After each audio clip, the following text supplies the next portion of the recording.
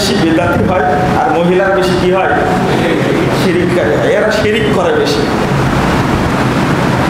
আপনি বাড়ি থেকে বের হচ্ছেন, তো আপনার মা আপনার ওয়াইফকে বলে দিয়েছে যে শোনো বেটা বাড়ি থেকে বের হলে পিছন দিক থেকে ডাকবে না, পিছন দিক থেকে কি ডাকবে না। বলেন আপনার মায়ের বয়স মানে 70, কত 70 বছর বয়স আপনার মায়ের। 70 বছর বয়সে তার বিশ্বাস যে বেটা বাড়ি থেকে বের হলে পিছন থেকে ডাকলে অকল্যাণ হবে। এখন আপনাকে প্রশ্ন করি যে আপনার মায়ের মধ্যে ঈমান আছে না নাই? নাই। কি হয়েছে? ঈমান কি হয়েছে? নষ্ট হয়ে গেছে। হ্যাঁ, এটা বলছে নষ্ট কি করে? কেন বল নষ্ট হয়েছে? ওর মধ্যে ঈমান ছিল। এতক্ষণ কি বুঝালাম? আপনারা কি ভাষাটা বুঝছেন?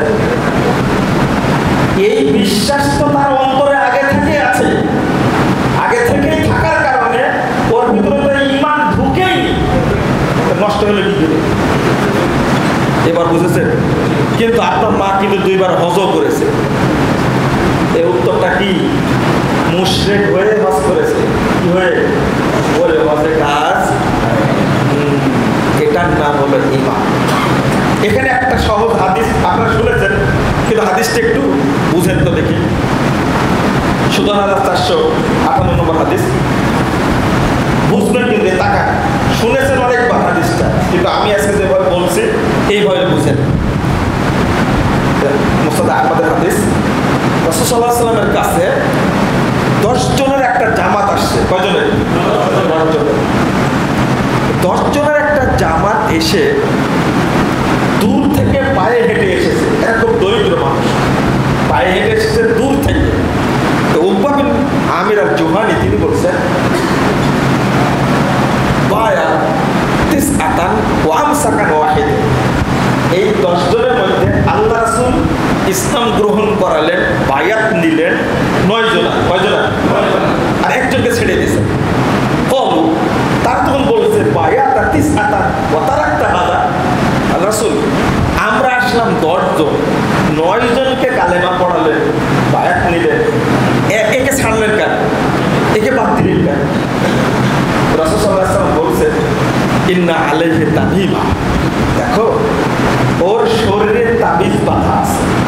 কি বাঁধা আছে? তাবিজ বাঁধা আছে।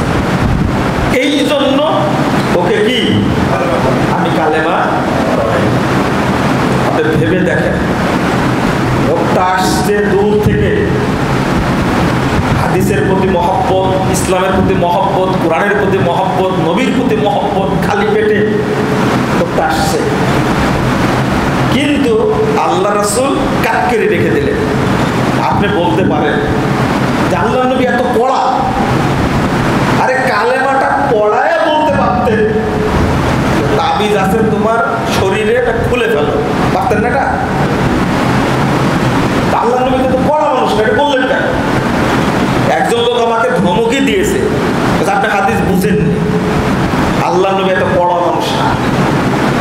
ওনার প্রশ্ন কালেমাটা পড়ায়া বলতে তোমার শরীরে তাবিজ বাঁধন খুলে ফেলে দাও, আর লোকটাকে কালেমা পড়াইল না, কাট করে রেখে দিল। এটা হলো প্রশ্নটা কি বুঝতে পারছেন? দূর। আর মুসলমানদের সংখ্যা কম না বেশি? লোকই নাই।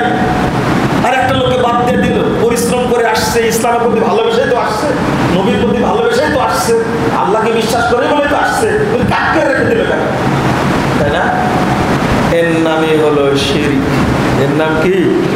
এর সাথে কোনো যুক্তি চলে না, সংখ্যা চলে না, হুজুরগিরি চলে না, মহব্বত চলে না।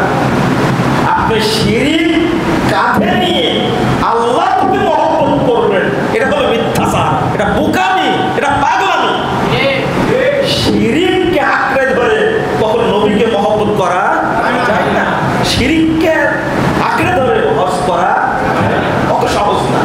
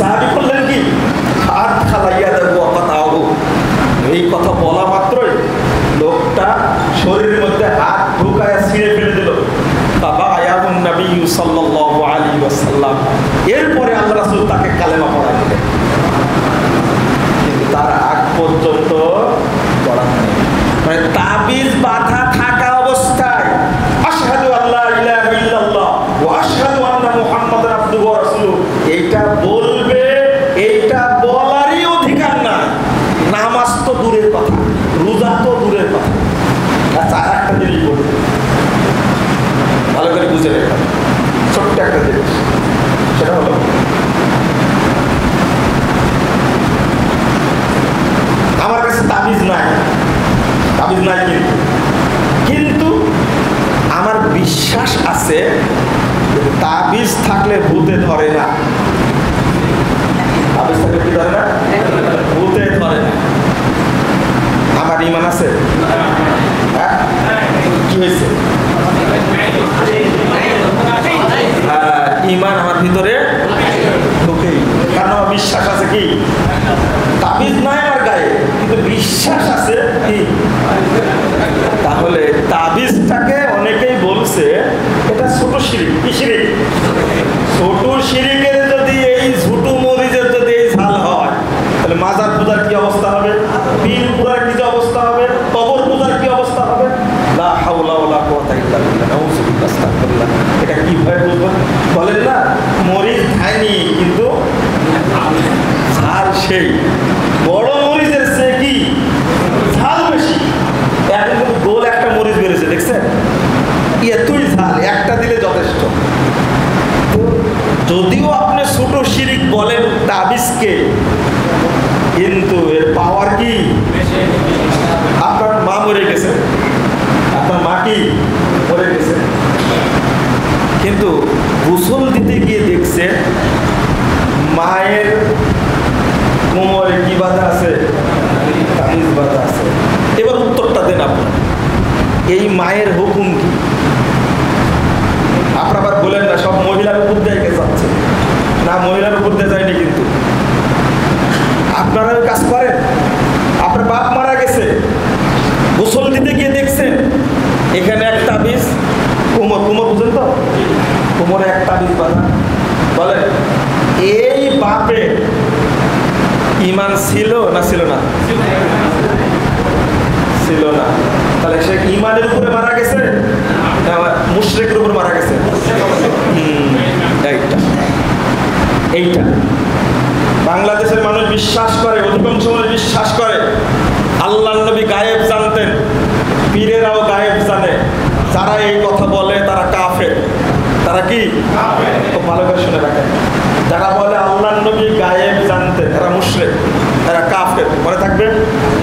যারা বিশ্বাস করে আল্লাহ সর্বত্র বিরাজমান তারা কাফের। তারা কি? কাফের। আল্লাহ কোথায়? আরশে। আল্লাহ আরশে। আলহামদুলিল্লাহ।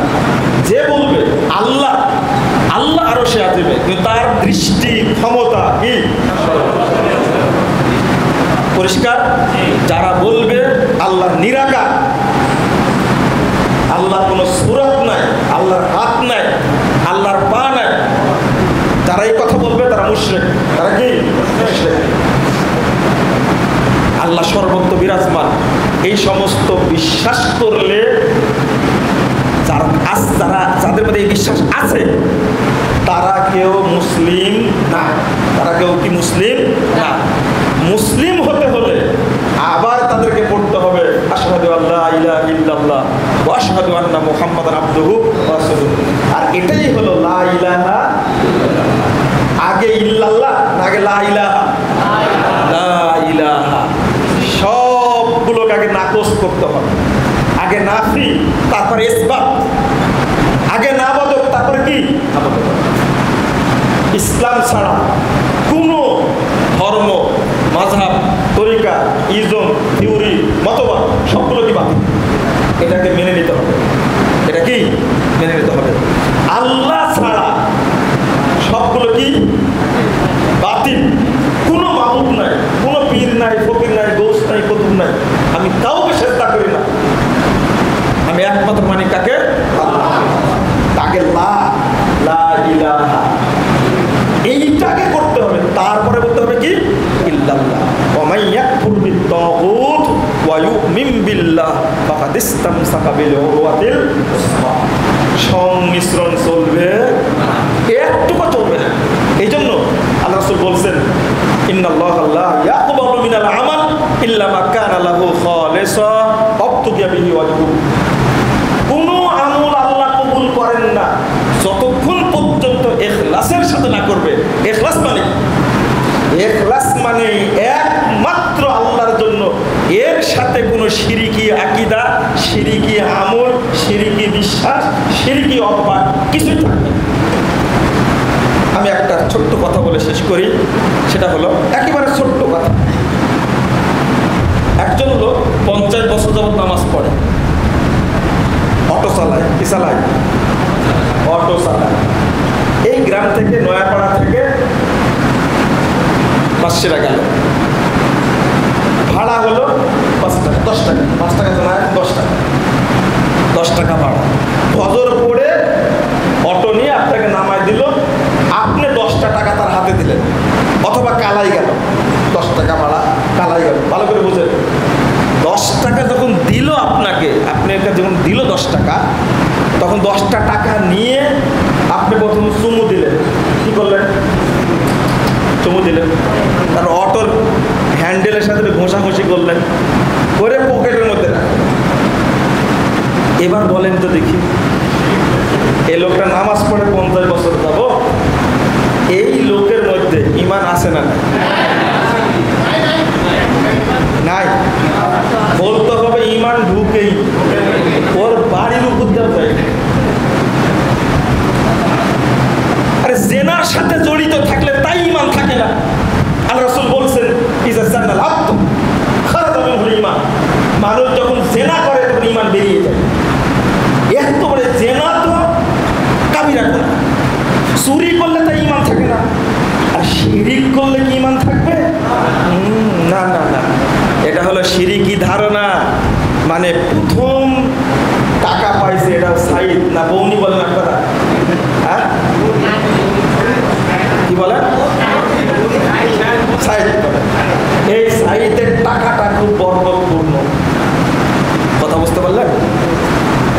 এই টাকায় আপনাকে সম্পদ বাড়াই দিবে, এই যে বিশ্বাস।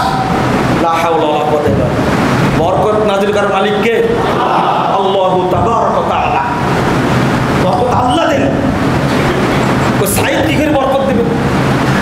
আপনি ব্যবসা করেন, ব্যবসায়ীরা ধরা খাবে কঠিন ভাবে।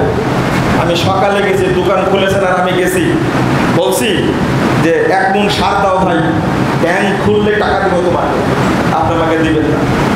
কারণ আপনার মাথায় গোবর পুরো আছে, গোবর না আরো কিছু খারাপ পুরো আছে।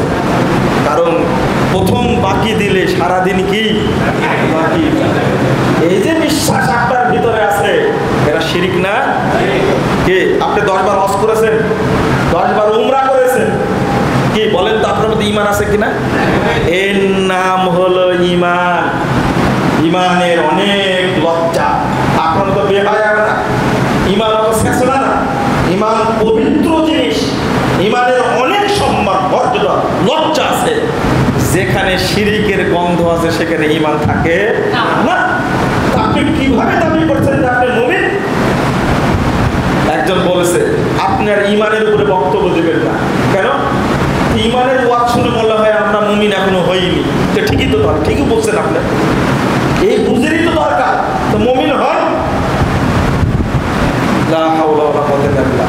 আল্লাহ যেন আমাদের বোঝার তৌফিক দান করেন। যদি এইটা পরিশুদ্ধ করেন, ঈমানটা যদি থাকে, তাহলে আপনি মুমিন।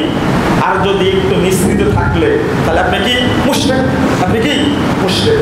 আল্লাহ যেন আমাদের বোঝার তৌফিক দান করেন, আমিন। দ্বিতীয় শেষ কথা হলো, আপনারা সালাতটা শুদ্ধ করবেন। মনে থাকবে কি? সালাত শুদ্ধ করবেন। কারণ রাসূল সাল্লাল্লাহু আলাইহি ওয়াসাল্লাম বলছেন, সালাত যদি শুদ্ধ হয় বাকি সমস্ত আমল অটো কবুল হয়ে যাবে আল্লাহর কাছে। বুঝলেন কথা? বাকি সমস্ত আমল কি কুবিলা মিনহু কুবিলা সাইরু আমালি। রাসূল বলছেন, সালাত যদি কিয়ামতের মাঠে কবুল হয়ে যায় তাহলে অটো অন্য সব আমল কবুল হয়ে যাবে। রুদ্দা আলাইহি সাইরু আমালি। সালাত বাতিল হলে সব আমল কি হয়ে যাবে? দ্বিতীয় কথা আপনাদের উদ্দেশ্যে, যেখানেই থাকবেন সালাতটা রাসূলের তরিকায় পড়বেন। বলেন ইনশাআল্লাহ। আল্লাহ তুমি আমাদের কবুল করে দাও।